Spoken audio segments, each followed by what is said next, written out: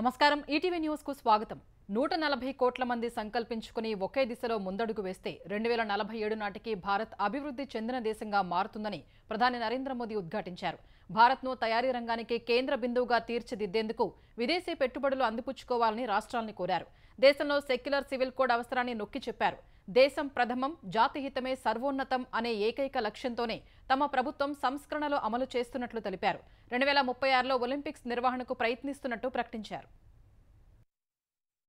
దేశ 78వ స్వాతంత్ర్య వేడుకలను పురస్కరించుకుని ప్రధాని నరేంద్ర మోదీ ఢిల్లీలో ఎర్రకోటపై మువ్వన్నెల జెండాను ఎగురవేశారు. వరుసగా 11వసారి ఎర్రకోటపై జెండాను ఆవిష్కరించిన ప్రధాని మాజీ ప్రధాని మన్మోహన్ సింగ్ పేరిట ఉన్న రికార్డును అధిగమించారు. అత్యధిక సార్లు ఎర్రకోటపై జాతీయ జెండాను ఎగరేసిన ప్రధానుల్లో నెహ్రూ, ఇందిరాగాంధీ తర్వాత 3వ స్థానంలో మోదీ నిలిచారు. ఎర్రకోట వద్దకు చేరుకున్న ప్రధాని మోదీకి రక్షణ మంత్రి రాజ్నాథ్ సింగ్ స్వాగతం పలికారు. అనంతరం ప్రధాని భద్రతా బలగాల గౌరవ వందనం స్వీకరించారు. తర్వాత ఎర్రకోటపైకి చేరుకున్న మోదీ జాతీయ జెండాను ఎగురవేశారు. కేంద్ర మంత్రులు, ప్రతిపక్ష నేతలు, 6000 ప్రత్యేక మంది అతిథుల సమక్షంలో జాతీయ జెండా సగర్వంగా రెపరెపలాడింది. 2047 వికసిత భారత్ థీమ్తో 15 ఆగస్టు వేడుకలు నిర్వహించగా ఎర్రకోట వద్ద ప్రత్యేక హెలికాప్టర్లతో పూలవర్షం కురిపించారు.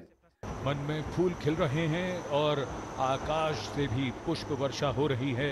అనంతరం ఎర్రకోట నుంచి జాతిని ఉద్దేశించి మాట్లాడిన ప్రధాని దేశ యువత వేగం కోరుకుంటున్నారని చెప్పారు. అనేక విదేశీ సంస్థలు భారత్లో పెట్టుబడులు పెట్టాలని కోరుకుంటున్నాయన్న ఆయన ఈ అవకాశాన్ని అందిపుచ్చుకునేలా పాలసీలు రూపొందించుకోవాలని రాష్ట్రాలకు సూచించారు. Design for India, design for world నినాదంతో భారత్ను తయారీ రంగానికి హబ్ గా మార్చాలని కోరారు. ఇది మన దేశ స్వర్ణయుగంగా అభివర్ణించిన ప్రధాని ప్రస్తుతం ఉన్న 140 కోట్ల మంది సంకల్పించుకుని ఒకే దిశలో అడుగేస్తే 2047 నాటికి వికసిత్ భారత్ లక్ష్యాన్ని సాధించవచ్చన్నారు. ఒకప్పుడు ప్రజలు కనీస సౌకర్యాలు కల్పించమని పాలకులను కోరేవారన్న ప్రధాని ఇప్పుడు అవి వారి గుమ్మం ముందే లభిస్తున్నాయని చెప్పుకొచ్చారు. తమ ప్రభుత్వం తీసుకున్న చర్యలు దేశాభివృద్ధికి బ్లూ ప్రింట్ గా అభివర్ణించిన మోదీ దేశ హితం కోసం మరిన్ని సంస్కరణలు తెస్తామని సంకేతాలిచ్చారు. తరచూ వస్తోన్న ఎన్నికలతో పథకాల అమలు నిలిచిపోతోందన్న Modi one nation one election ప్రతిపాదనను మరోసారి ప్రస్తావించారు. అంతరిక్ష రంగం భారత్ను బలోపేతం చేసే కీలకంశమని పేర్కొన్నారు. భారతీయ విద్యార్థులు విదేశాలకు వెళ్లకుండా మన దేశంలోనే చదువుకునేలా నలందా స్ఫూర్తితో విద్యారంగాన్ని తీర్చిదిద్దాలని ప్రధాని సూచించారు. విదేశీ విద్యార్థులు భారత్ కు వచ్చి చదువుకోవాలనేది తమ అభిమతమని చెప్పారు. దేశంలో సెక్యులర్ సివిల్ కోడ్ అమలు చేయాల్సిన సమయం వచ్చిందన్నారు. మహిళలపై దాడులు చేసే వారిపై దర్యాప్తును వేగవంతం చేసి నిందితులకు కఠిన శిక్షలు విధిస్తేనే సమాజంలో నమ్మకం పెరుగుతుందని ప్రధాని సూచించారు. భారత్ అభివృద్ధి పొరుగు దేశాలకు ముప్పు కాదని, తమది బుద్ధుడు విధానాలను పాటించే దేశమని ఆయన వివరించారు. బంగ్లాదేశ్ లో పరిస్థితులు త్వరగా మెరుగుపడాలని మోదీ ఆకాంక్షించారు. ఒలింపిక్స్ లో భారత జెండాను రెపరెపలాడించిన క్రీడాకారులకు అభినందనలు తెలిపారు. 2036లో ఒలింపిక్స్ కు భారత్ ఆతిథ్యం ఇవ్వాలన్న కలను సాకారం చేసేందుకు ప్రయత్నిస్తున్నట్టు చెప్పారు. ఆంధ్రప్రదేశ్ ప్రజలకు మళ్లీ 5 ఏళ్ల తర్వాత స్వాతంత్ర్యం లభించిందని ముఖ్యమంత్రి చంద్రబాబు ఉద్ఘాటించారు. విజయవాడ ఇందిరాగాంధీ మైదానంలో స్వాతంత్ర్య వేడుకలకు ముఖ్య అతిథిగా హాజరైన సీఎం చంద్రబాబు త్రివర్ణ పతాకాన్ని ఆవిష్కరించారు. పోలీసుల నుంచి గౌరవ వందనం స్వీకరించారు. ప్రభుత్వ పథకాలకు సంబంధించిన శకటాలను తిలకించారు. ప్రజల్ని ఉద్దేశించి ప్రసంగించిన సీఎం కొత్త ప్రభుత్వంపై ఎన్నో ఆశలు పెట్టుకున్న ప్రజలకు న్యాయం చేస్తామని, ఇదే కూటమి ప్రభుత్వ సంకల్పమన్నారు. విభజనతో ఏర్పడిన నవ్యాంధ్రకు రాజధాని లేని పరిస్థితుల్లో నాడు పాలన సాగించామని, ఆ అనుభవం ప్రజల సహకారంతో కష్టపడే తత్వంతో కొద్ది కాలంలోనే నిలదొక్కున్నామన్నారు. ఒక్క ఛాన్స్ అంటూ వచ్చి రాష్ట్రాన్ని విధ్వంసం చేశారని విమర్శించారు. ప్రజావేదిక కూల్చివేతతోనే విధ్వంస పాలన మొదలైందని, అమరావతిని పురిటిలోనే చంపే ప్రయత్నం చేశారన్నారు. 10 లక్షల కోట్ల అప్పులు, అవినీతి పాలనతో ల్యాండ్, శాండ్, మైన్, గంజాయి, డ్రగ్స్, ఎర్రచందనం, బియ్యం మాఫియాతో ప్రజలకు తీరని ద్రోహం చేశారని మండిపడ్డారు. రాష్ట్ర పునర్నిర్మాణాన్ని తపస్సులా, దీక్షలా చేపడతామని స్పష్టం చేశారు. గడిచిన 5 ఏళ్లుగా దెబ్బతిన్న ఏపీ బ్రాండ్ను తిరిగి సాధించేలా చర్యలు చేపట్టినట్టు తెలిపారు. సింపుల్ గవర్నెన్స్, ఎఫెక్టివ్ గవర్నమెంట్ అనే నినాదంతో పనిచేస్తున్నామన్నారు. ఆంధ్రప్రదేశ్లో ప్రజలెవరూ పట్టడన్నం కోసం కష్టాలు పడే పరిస్థితి లేకుండా చూడటమే ప్రభుత్వ లక్ష్యమని ముఖ్యమంత్రి చంద్రబాబు స్పష్టం చేశారు. పేదలకు ఇచ్చిన మాట నిలబెట్టుకుంటూ అన్నా క్యాంటీన్ల పునఃప్రారంభానికి ఆయన శ్రీకారం చుట్టారు. 78వ స్వాతంత్ర్య వేడుకల కానుకగా చంద్రబాబు కృష్ణా జిల్లా గుడివాడలో అన్నా క్యాంటీన్ను ప్రారంభించారు. సతీమణి భువనేశ్వరితో కలిసి గుడివాడ వచ్చిన సీఎం భువనేశ్వరితో కలిసి స్వయంగా పలువురికి భోజనం వడ్డించారు. తర్వాత సీఎం దంపతులిద్దరూ ప్రజలతో కలిసి భోజనాన్ని రుచి చూశారు. క్యాంటీన్లో భోజనం చేస్తున్న వివిధ వర్గాల వారితో ముఖ్యమంత్రి చంద్రబాబు మాట్లాడారు. వారి సాధక బాధకాలు అడిగి తెలుసుకున్నారు. అనంతరం ఏర్పాటు చేసిన సభలో మాట్లాడిన చంద్రబాబు ఎన్టీఆర్తో ప్రత్యేక అనుబంధం ఉన్న గుడివాడలో అన్నా క్యాంటీన్ ప్రారంభించడం సంతోషంగా ఉందన్నారు. ఎన్ని కార్యక్రమాలు చేపట్టినా పేదల కడుపు నింపే క్యాంటీన్ల ప్రారంభోత్సవం తనకెంతో ప్రత్యేకమని ఆనందం వ్యక్తం చేశారు. ప్రజలు కూడా తమ వంతు సహకారంతో అన్నా క్యాంటీన్లు శాశ్వతంగా నడిచేలా విరాళాలివ్వాలని పిలుపునిచ్చారు. తెలంగాణలో 10 ఏళ్ల తర్వాత 7 గ్యారంటీగా ప్రజాస్వామ్యయుత పాలన సాగిస్తున్నామని సీఎం రేవంత్ రెడ్డి అన్నారు. స్వాతంత్ర దినోత్సవం సందర్భంగా గోల్కొండ కోటపై రేవంత్ రెడ్డి జాతీయ జెండాను ఆవిష్కరించారు. అనంతరం పోలీసు సిబ్బంది నుంచి గౌరవ వందనం స్వీకరించారు. దేశానికి కాంగ్రెస్ ప్రభుత్వాలు చేసిన సేవలను సోదాహరణంగా వివరించారు. తెలంగాణను ప్రపంచానికి ముఖద్వారంగా మార్చాలనే సంకల్పంతో పెట్టుబడుల సాధన కోసం అమెరికాలో పర్యటించామని తెలిపారు. ఫ్యూచర్ స్టేట్గా తెలంగాణను దిగ్గజ సంస్థలకు పరిచయం చేశామని వెల్లడించారు. 19 అగ్రశ్రేణి కంపెనీలతో చర్చలు జరిపి 31,532 కోట్ల రూపాయల పెట్టుబడులకు ఒప్పందాలు జరిగాయన్నారు. తద్వారా 30,000 మందికి పైగా నేరుగా ఉద్యోగ అవకాశాలు లభించే అవకాశం ఉందని వెల్లడించారు. దావోస్ పర్యటనలో 40,000 కోట్ల పెట్టుబడులకు ఒప్పందాలు కుదుర్చుకున్నామన్నారు. నగరాన్ని ప్రణాళికాబద్ధంగా నిర్వహించడానికి హైడ్రా ఏర్పాటు చేసుకున్నామన్నారు. 2 లక్షల రుణమాఫీ చేస్తామంటే ప్రతిపక్షాలు వక్రభాష్యం చెప్పినా చేసి చూపిస్తున్నామని చెప్పారు. సాంకేతిక కారణాలతో కొందరికి రుణమాఫీ కావటం లేదని, వాటిని పరిష్కరించే బాధ్యత తీసుకుంటామని హామీ ఇచ్చారు.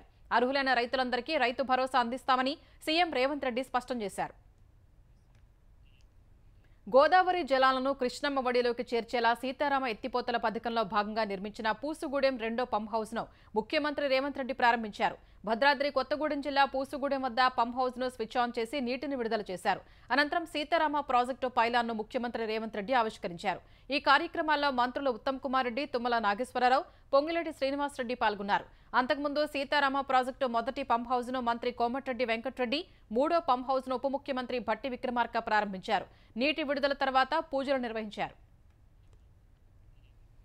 తెలంగాణలో ఆగస్టు 15 నాటికి రైతులకు 2 లక్షల లోపు రుణమాఫీ చేస్తామన్న హామీని కాంగ్రెస్ ప్రభుత్వం నిలబెట్టుకుంది.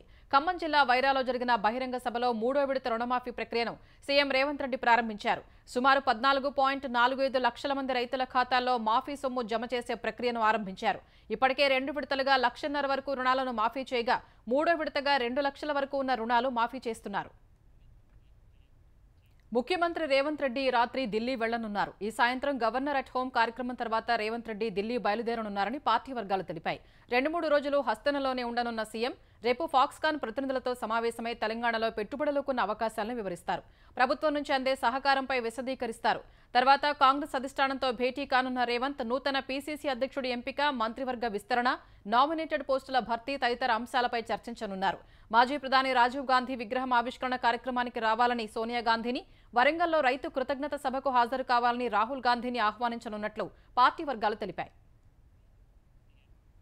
గుంటూరు నగరంలోని పోలీస్ పరేడ్ మైదానంలో జరిగిన స్వాతంత్ర వేడుకల్లో డ్రోన్ కలకలం సృష్టించింది. ఐటీ, విద్యాశాఖ మంత్రి నారా లోకేష్ ముఖ్య అతిథిగా హాజరైన ఈ వేడుకల్లో డ్రోన్ ఎగరటం అధికారుల్ని, పోలీసుల్ని ఉలిక్కిపడేలా చేసింది. నగరానికి చెందిన ఓ యూట్యూబర్ అనుమతి లేకుండా డ్రోన్తో స్వాతంత్ర వేడుకలు చిత్రీకరించే ప్రయత్నం చేయటం, భద్రతా చర్యలపై అనుమానాలు వ్యక్తమయ్యాయి. వెంటనే అప్రమత్తమైన పోలీసులు యూట్యూబర్ను అదుపులోకి తీసుకుని యువతి నుంచి డ్రోన్ స్వాధీనం చేసుకున్నారు. ఆ యువతి పేరు నందనీగా నిర్ధారించిన పోలీసులు ఆమె పల్నాడు జిల్లా బొల్లాపల్లి ఏఎస్ఐ శ్రీనివాసరావు కుమార్తె అని తేల్చారు. గతంలో అనేక కార్యక్రమాలను ఇలాగే చిత్రీకరించానని, ఇప్పుడు కొత్తగా అనుమతి కోసం అడగటమేంటని ఆ యువతి ప్రశ్నించగా పోలీసులు అవాక్కయ్యారు. చివరకు డ్రోన్ను సీజ్ చేశారు. ఏపీలో ప్రజల నుంచి వినతులు, ఫిర్యాదులు స్వీకరించేందుకు బీజేపీ ఆంధ్రప్రదేశ్ విభాగం వారధి పేరుతో ప్రత్యేక కార్యక్రమాన్ని ప్రారంభించింది. బీజేపీ ఏపీ అధ్యక్షురాలు పురంధేశ్వరి విజయవాడలో ఈ కార్యక్రమాన్ని ప్రారంభించగానే ప్రకాశం జిల్లాలో ఉపాధి హామీ పథకంలో 300 కోట్లకు పైగా అవినీతి జరిగిందంటూ జిల్లా సహకార బ్యాంకు మాజీ చైర్మన్ ఈదర మోహన్ ఫిర్యాదు చేశారు. ఈ వ్యవహారంపై విచారణ జరిపించి బాధ్యులపై చర్యలు తీసుకోవాలని పురంధేశ్వరికి విజ్ఞప్తి చేశారు. వివిధ సమస్యలతో వచ్చిన ప్రజల నుంచి కూడా పురంధేశ్వరి వినతులు స్వీకరించారు. వారధి కార్యక్రమంలో బీజేపీ నుంచి గెలిచిన ప్రజాప్రతినిధులు భాగస్వాములు అవుతారని పురంధేశ్వరి తెలిపారు. రష్యా ఉక్రెయిన్ యుద్ధం కొనసాగుతున్న వేళ ఉక్రెయిన్లో ప్రధాని నరేంద్ర మోదీ పర్యటించనున్నారని ప్రచారం జరుగుతోంది. ఆగస్టు 21 నుంచి 23 మధ్య ప్రధాని మోదీ పోలాండ్, ఉక్రెయిన్లో పర్యటిస్తారని సమాచారం. ఈ పర్యటన షెడ్యూల్ అధికారికంగా ప్రకటించాల్సి ఉంది. ఇదే నిజమైతే 2022లో ఉక్రెయిన్పై రష్యా సైనిక చర్య మొదలుపెట్టిన తర్వాత ప్రధాని మోదీ అక్కడకు వెళ్లటం ఇదే తొలిసారి కానుంది. రష్యా ఉక్రెయిన్ మధ్య శాంతి కోసం భారత్ చేసే ప్రయత్నాల్ని స్వాగతిస్తున్నట్లు అమెరికా తెలిపింది.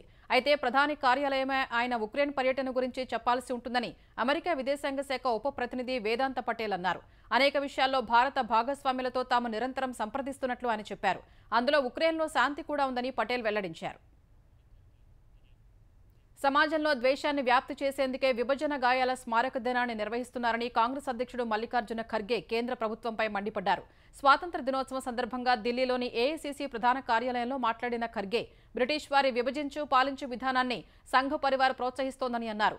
భిన్నత్వంలో ఏకత్వం భారత బలమని, బలహీనత కాదని ఖర్గే స్పష్టం చేశారు. మనకు స్వాతంత్ర్యం చాలా సులభంగా వచ్చిందని కొందరు ప్రచారం చేస్తున్నారన్న ఆయన నిజానికి లక్షలాది త్యాగాలతోనే సిద్ధించిందని చెప్పారు. వారు చూపిన బాటలో కాకుండా విభజనవాదాన్ని నేటి పాలకులు ప్రోత్సహిస్తున్నారని విమర్శించారు. స్వాతంత్ర ఉద్యమంలో పాల్గొనని వారు కాంగ్రెస్కు సలహాలిస్తున్నారని ఖర్గే ధ్వజమెత్తారు. 1947లో దేశ విభజన సమయంలో మరణించిన వారి సంస్మరణార్థం 2021 నుంచి విభజన గాయాల స్మారక దినాన్ని భాజపా నేతృత్వంలోని కేంద్ర ప్రభుత్వం పాటిస్తోంది. ప్రభుత్వ రంగ bank State Bank of India వడ్డీ రేట్లను సవరించింది. Marginal cost of lending rate MCLRను 10 బేసిస్ పాయింట్లు పెంచింది. ఫలితంగా వ్యక్తిగత వాహన రుణాలపై వడ్డీ రేట్లు పెరగనున్నాయి. కొత్త వడ్డీ రేట్లు 15 ఆగస్టు నుంచి అమల్లోకి వచ్చినట్లు SBI ప్రకటించింది. డిపాజిట్ల సమీకరణకు చేసిన వ్యయాల ఆధారంగా నిర్ణయించే MCLRని SBI గత జూన్లో సవరించింది. వాహన రుణాల ఏడాది MCLR, వ్యక్తిగత రుణాలు 2 ఏళ్ల MCLRతో అనుసంధానమై ఉంటాయి. గృహ రుణాలపై వడ్డీ లెక్కింపునకు పరిగణలోకి తీసుకునే ఎక్స్టర్నల్ బెంచ్ మార్క్ లెండింగ్ను SBI యథాతథంగా ఉంచింది. ప్రస్తుతం ఈ రుణాలపై వడ్డీ రేట్లు 8.50% నుంచి 9.65% మధ్య ఉన్నాయి. సిబిల్ స్కోర్పై వడ్డీ రేటు ఆధారపడి ఉంటుంది.